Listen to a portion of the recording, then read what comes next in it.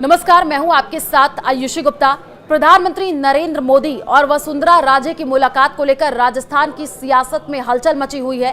राजस्थान की पूर्व मुख्यमंत्री वसुंधरा राजे ने सोमवार को संसद भवन दिल्ली में प्रधानमंत्री नरेंद्र मोदी से मुलाकात की थी। जगदीप धनखड़ के उपराष्ट्रपति पद से इस्तीफे देने के बाद यह मुलाकात काफी अहम मानी जा रही है। इसके सियासी मायने भी निकाले जाने लगे हैं। जगदीप धनखड़ के उपराष्ट्रपति पद पर निर्वाचित होने से पहले संभावितों की लिस्ट में वसुंधरा राजे का नाम भी चला था। बाद में धनखड़ को उपराष्ट्रपति बना दिया गया था।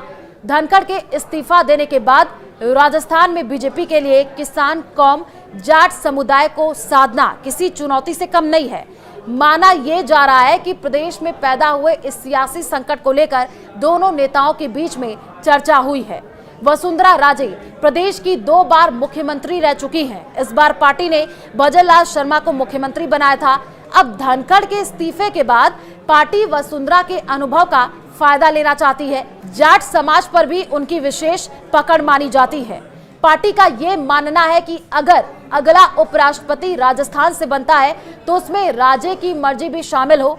उपराष्ट्रपति की दौड़ में राजस्थान के रहने वाले सिक्किम के राज्यपाल ओम माथुर का नाम भी चल रहा है।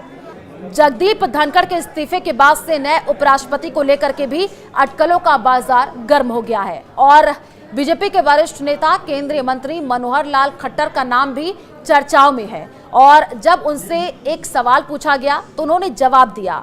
जब उनसे पूछा गया क्या वो उपराष्ट्रपति के रेस में है तो उन्होंने कहा, मैं विकल्प चुनने के लिए पैदा ही नहीं हुआ हूं। मुझे जो सूचना मिलती है उसके हिसाब से काम करता हूं। इसका मतलब साफ है कि वो किसी पद के लिए अपनी पसंद जाहिर करने के बजाय पार्टी के आदेशों का पालन करेंगे। ओम माथुर और वसुंधरा राजे की अदावत किसी से छिपी नहीं है।